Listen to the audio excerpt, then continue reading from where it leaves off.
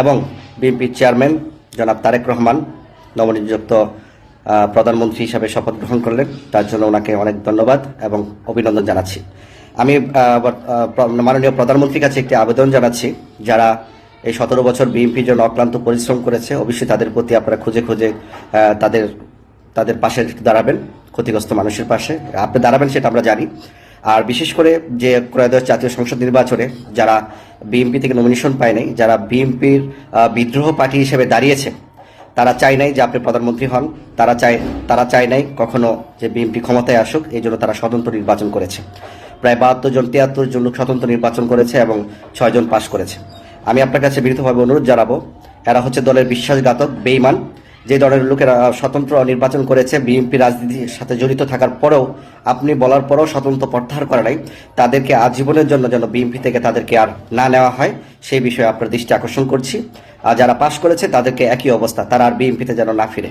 কারণ বিএনপিতে অনেক বড় বড় ভাগা ভাগা নেতাদেরকেও আপনি বহিষ্কার করেছেন, তাদের স্থায়ী কিন্তু কোনো সাফল্য অর্জন করতে পারে নাই। বিএনপি থেকে একবার চলে গেলে তাকে যেন আর না ফিরানো হয়, কারণ তারা বিশ্বাসঘাতক, তারা কালসাপ। তারা যে কোনো লেভেলের হোক, আর যে কোনো এমপি লেভেলের হোক, যত বড় নেতাই হোক, যারা স্বতন্ত্র নির্বাচন করেছে তাদেরকে বিএনপি থেকে বয়কট করা উচিত আজীবনের জন্য।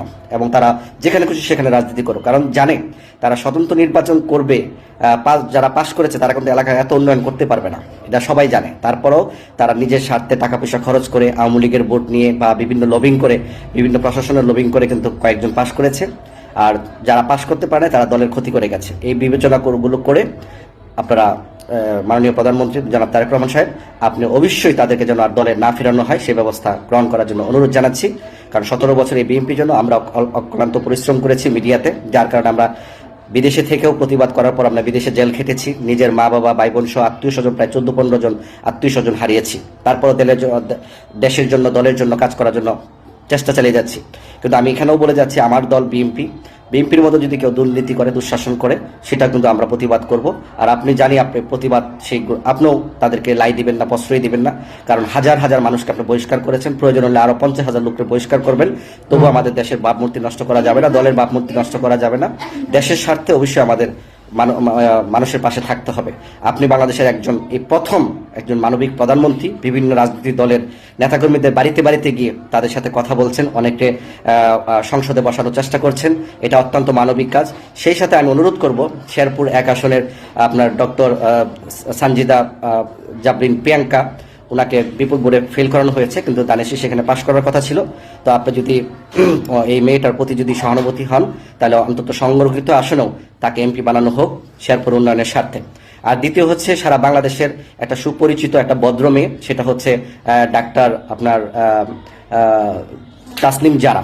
সে আমেরিকার চাকরিতে ছিল, সে বাংলাদেশের নাগরিক পার্টিতে জয়েন করার পর সে পদত্যাগ করে স্বতন্ত্র নির্বাচন করেছে। তো আমরা চাই এই ধরনের মানুষ তারা সংসদে আসুক। তাসলিম যারা যে কোনো দলেরই হোক, কিন্তু প্রত্যেকটা মানুষের তার আচার আচরণ, নম্রতা, ভদ্রতা, ধৈর্যশীলতা, তার কাছ থেকে অনেক কিছু শেখার আছে।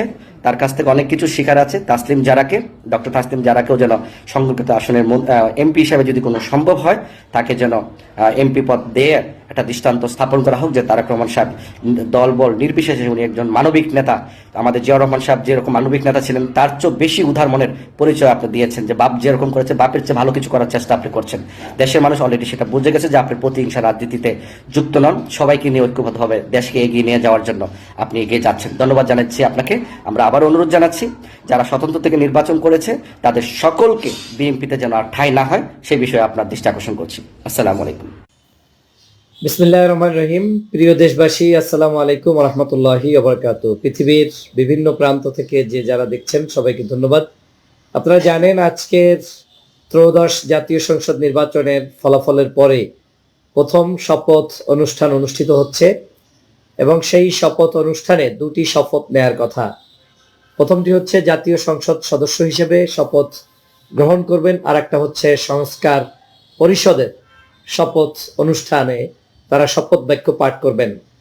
কিন্তু বাংলাদেশ জাতীয়তাবাদী দলের এই বিজয়ের পরেও তারা বিজয়টাকে মনে হচ্ছে হারিয়ে ফেলছে। তারা এখন দিকবিদিক হয়ে গিয়েছে ক্ষমতার মোহে, এবং তারা সেখানে নির্দ্বিধায় জনগণের রায়কে প্রত্যাখ্যান করে জনগণ যেই গণভোটে রায় দিয়েছে সেই গণভোটের রায়কে প্রত্যাখ্যান করে জনগণ যে দীর্ঘদিন পর্যন্ত সংস্কার কমিশনে আলোচনা করেছে সেই আলোচনাগুলোকে প্রত্যাখ্যান করে জুলাই যে বিপ্লব হয়েছে সেই বিপ্লবের চেতনাকে প্রত্যাখ্যান করে এতগুলো মানুষ শহীদ হয়েছে, মানুষ মারা গিয়েছে, জীবন দিয়েছে, সবকিছু ওলটপালট হয়ে গিয়েছে, তাদের সবকিছু রক্তের উপরে এসে সম্পূর্ণভাবে তারা বেইমানি করে পল্টিবাজি শুরু করে দিয়েছে আজকের প্রথম দিনে। বাংলাদেশের সাধারণ নাগরিক এই বিষয়টাকে কিভাবে দেখছে আপনারা ইতিমধ্যেই উপলব্ধি করতে পেরেছেন যে দেশের জনগণ চেয়েছিল দেশটার একটি সংস্কার, দেশটির একটি সুন্দর ব্যবস্থাপনা। আপনারা শপথ নিবেন, দুটো শপথ নিবেন, একটি আপনি জাতীয় সংসদ সদস্য হিসেবে, আর একটা হচ্ছে সংস্কার পরিষদের সদস্য হিসেবে। বিএনপি স্পষ্ট বলে দিয়েছে সংস্কার পরিষদের সদস্য হিসেবে তাদের কোনো শপথ নেয়ার বৈধতা নাকি নেই, এতটুকু পর্যন্ত নাকি যা এসেছে এটা সংবিধান মোতাবেক, ওইটা নাকি সংবিধানের মধ্যে নেই। তাহলে সংবিধানের কোন জায়গায় লেখা আছে যে আপনারা যখন শেখ হাসিনা বাংলাদেশ থেকে চলে গিয়েছে এরপরে এই যে দীর্ঘদিন পর্যন্ত সংস্কার আলোচনা করলেন, বাংলাদেশের মানুষের ভাগ্যের পরিবর্তনের জন্য মূলা ঝুলিয়ে রাখলেন, আলোচনার পর আলোচনা, টেবিলের পর টেবিল, কথার পর কথা, বক্তব্যের পর বক্তব্য, হ্যাঁ আপনারা যে বক্তব্যের আবার কি এন্টি বক্তব্য দিয়ে দিয়ে দিয়ে দিয়ে মানুষের সাথে 18 মাস পর্যন্ত প্রতারণা করলেন, এখন বললেন যে সংবিধানে যতটুকু পেরেছি ততটুকু শপথ নিব, আর নিব না। সংবিধানের আপনি আজকের এখানে উপস্থিত হয়েছেন বাংলাদেশের জুলাই অভ্যুত্থান পরবর্তী সময়ের আজকের এই গণভোটের উপরে ভিত্তি করে আপনারা এখানে উপস্থিত হয়েছেন।